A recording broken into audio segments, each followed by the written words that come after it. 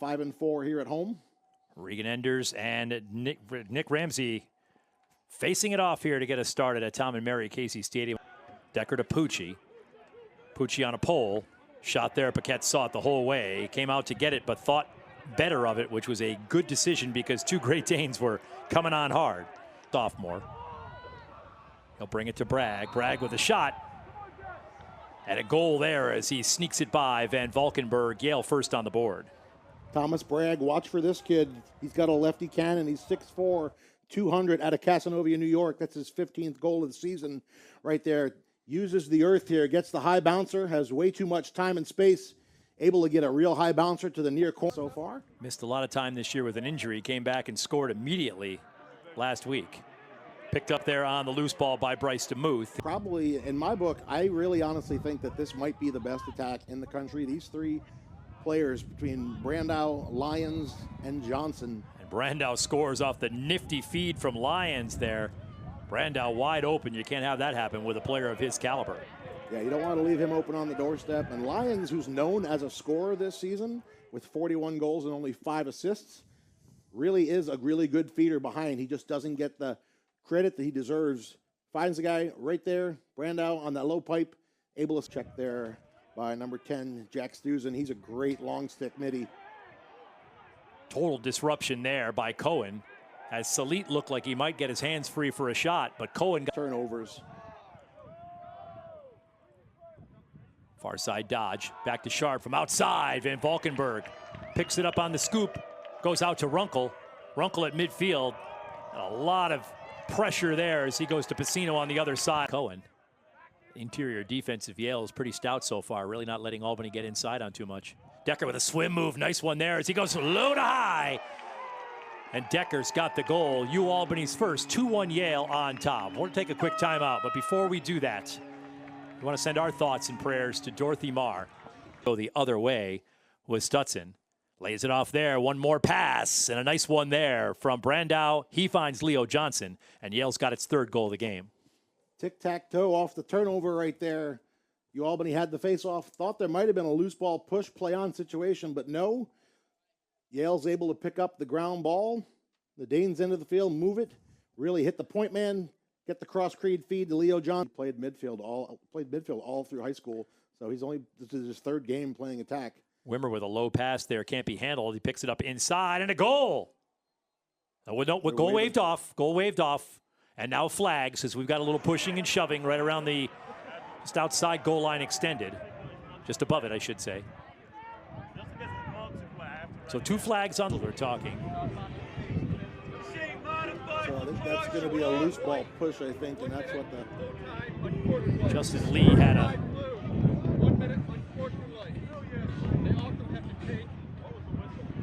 off was a loose ball push.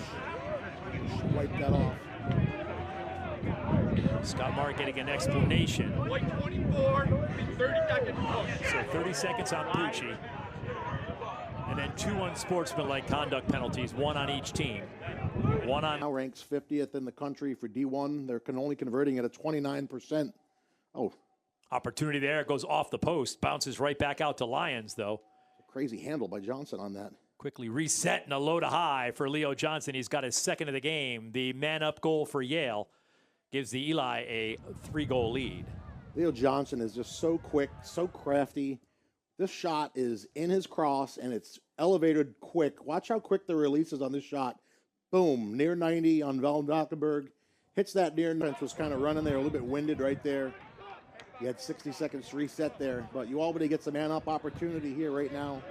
And a really good chance to kind of get themselves to cut this lead to 2. Albany man up on the season is 32nd in D1.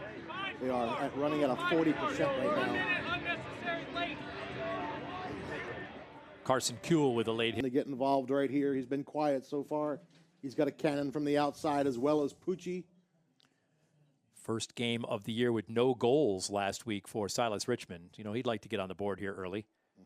Can't make the connection inside, and now Yale will have the opportunity to run this penalty down. Danes retain possession with the backup. Salit looking to wrap. Comes around hard, gets freeze inside. Salit scores!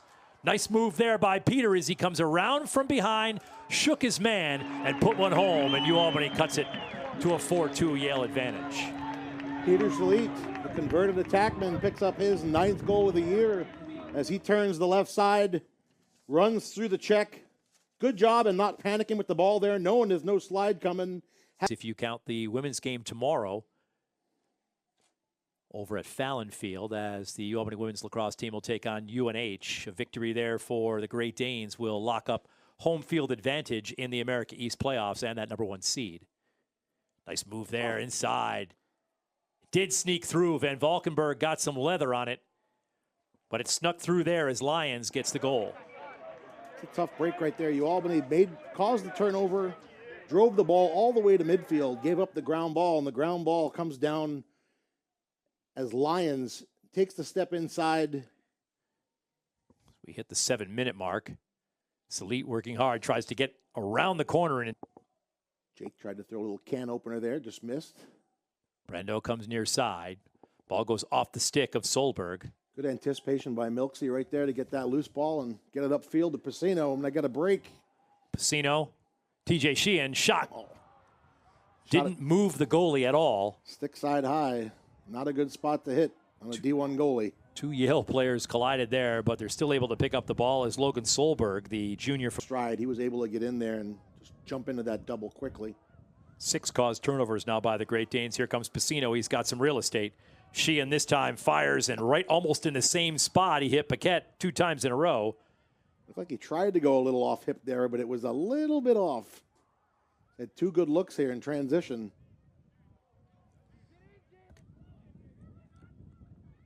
Works on Darian LaPietro. Van Valkenburg, nice save there. Wanted to go with a quick outlet. Thought better of it, though, and still comes to Pepe near side. Good decision, nice save. Took the look. Knew it wasn't worth it. Get the control back here for Yale. So this defense is still kind of adjusting to not having him back there. That was a big loss for them. Not only as a player, but also as an emotional leader. To score there as Graydon Hogg comes across the top and bounces it home. Well drawn up play by Merrick Thompson and Scott Barr in that huddle, and UAlbany's got it to 5-3. Yeah, get Graydon Hogg on the run, sweep across the top of the box. He's comfortable shooting on the run, gets his hands free, and Boss Hogg puts it in the back of the net to make goals. Good recognition by the Great Danes on the slide. Just the execution of it needed to be a little bit crisper. The operation was a success, but the patient died, basically. Essentially.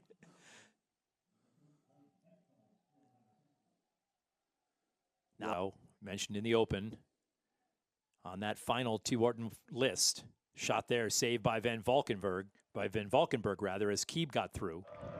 Now Decker, clear for the Great Danes. Pepe's got some room to run. Goes between 2 guys, gets hit hard, loses the ball, and quickly Paquette gets it out. It's to Suzin in a successful clear for the Bulldogs. He's got to make that split-second decision. If he doesn't have that alley, he's got to just get that ball. Spin inside. Lyons with a dive, and he scores. Shades of the Gate brothers with a diving goal. It's a nice job by Lyons, just knowing where he was on the field. Gets the inside position here on Runkle. Knows where he is. Leaps before. Puts the ball in the back of the net. He's got 1 goal on the season so far. He scored this year versus Penn State. First inside and a goal. That's got to be a dead ball. Helmet right there. came off, so that's got to be waved off. A dead ball. As soon as his helmet's off, he's got to be. And they came together and he'll chuckle at it. He's like, "Hey, I still put it in the back of the net." Pushed up on the slides. And not even a stick did that. It was just out of the rub of the pads. Green there by Kuehl. Back in the middle, Brandau had a chance, but Neeson comes away with it. He'll use Gash on a bounce. And Elijah going east to west. It's his first action of the night. Yep.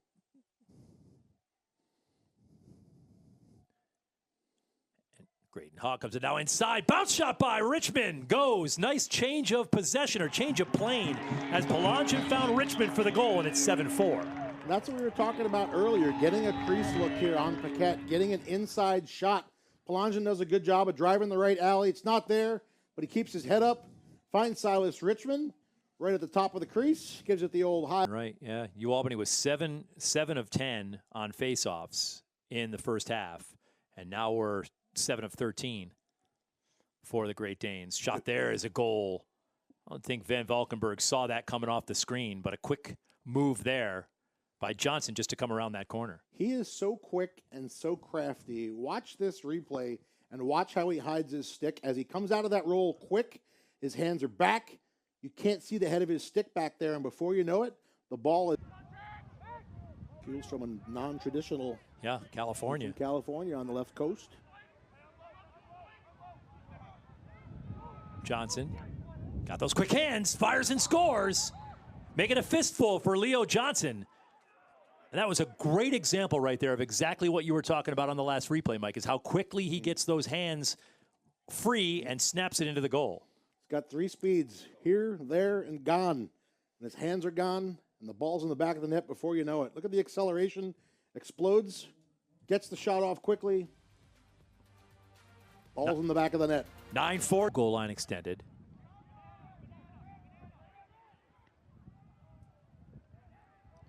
Switch with help.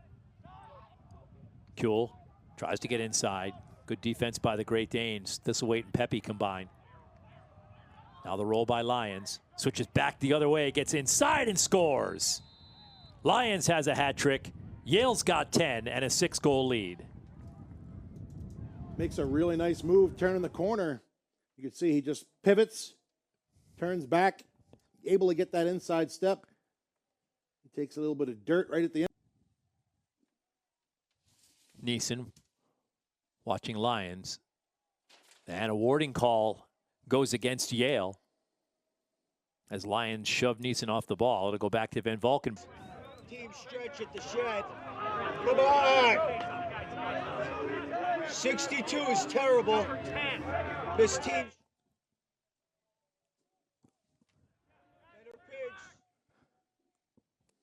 Obviously got some stray audio down there that we can't necessarily use, but here's the penalty. It's up inside the man. He's got his under his jersey and under his chin, so, and then for a second measure, gave him another little love tap. You Albany have an opportunity on the extra man up. Got to get a good look right here. Got to get a good quality shot on Paquette. Make him move his feet. Inside, shot, score! Quick look there from Wimmer to Richmond, and Richmond got off a cannon, 10-5. Nice turn and burn there by Silas Richmond on the feed from Ben Wimmer as Richmond picks up his 2nd goal of the campaign on the man up. Makes a nice little play. Wimmer drives the top side. Has Richmond turn in the corner. Turn and burn. Before Bryce DeMuth could pick it up. Now Hogg out top. Decker, far side. Hogg sneaking in for a screen. They get a switch. Bounced off the stick of Thomas Bragg. Nice job getting the stick in there.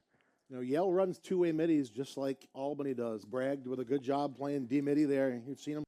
But, yeah, definitely a lot of prep going on the last couple of days. Let's try to remember who the heck we're talking to with all these games going on. So. Well, we haven't called Henry Vogt's name yet, so at least we got the goalies right, Mike.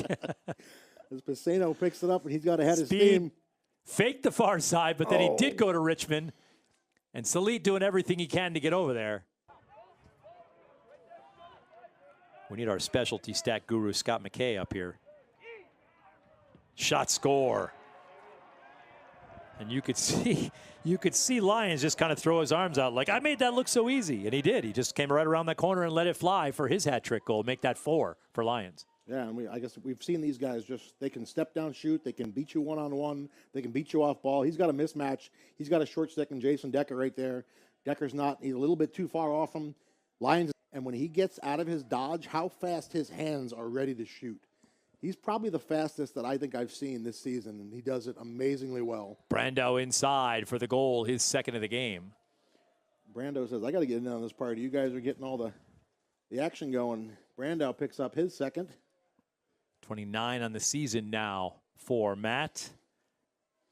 So, I mean, this attack is a deadly attack, and they are leading the charge on this. 18-year-old high school senior at a graduation speech, and he used, was it over when the Germans bombed Pearl Harbor? And none of the kids in the audience laughed, but I certainly did. Classic, right? Let him go. He's on a roll. Germans. Opportunity for Yale, a little unsettled. Jump shot there by Lyons doesn't.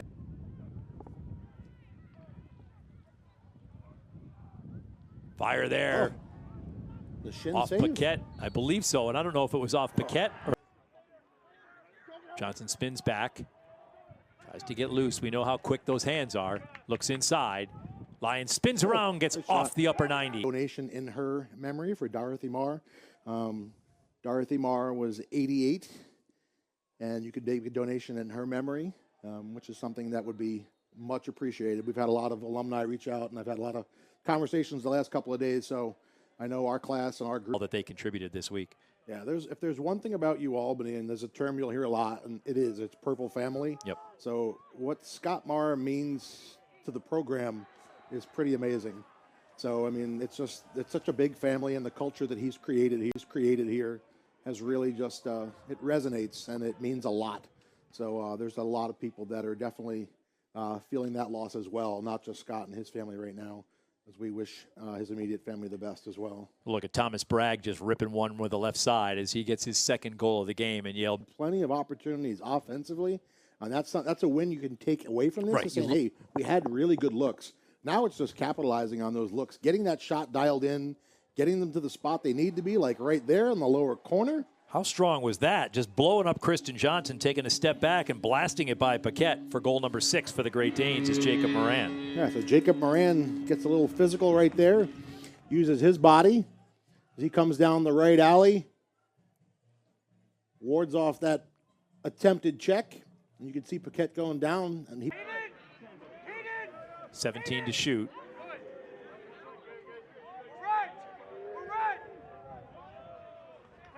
In front, behind the back, Lyons with a nifty goal with 1:05 to go, and Yale's got 14. Chris Lyons gives the little night-night sign as he gets the feed from Johnson right here. It's not even around it's around the world. Forget behind the back. It's a Sports Center top. And that'll do it with the clock rolling to 0. Yale comes into Tom and Mary Casey Stadium, picks up a 14-6 victory over the UAlbany Great Danes to give them a little bit of juice as they get set for the Harvard game next week and that play basically for an Ivy League playoff spot. Yeah, we're getting late in the season. We're getting closer to May, and you know what that means. It's conference tournament time, so there's a lot of great games this Saturday. So this Saturday has got some big rivalry games.